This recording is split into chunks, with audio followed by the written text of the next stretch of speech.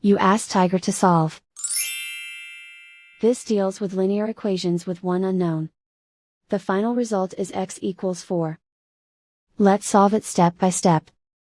Group all constants on the right side of the equation. Add 5 to both sides. Simplify the arithmetic.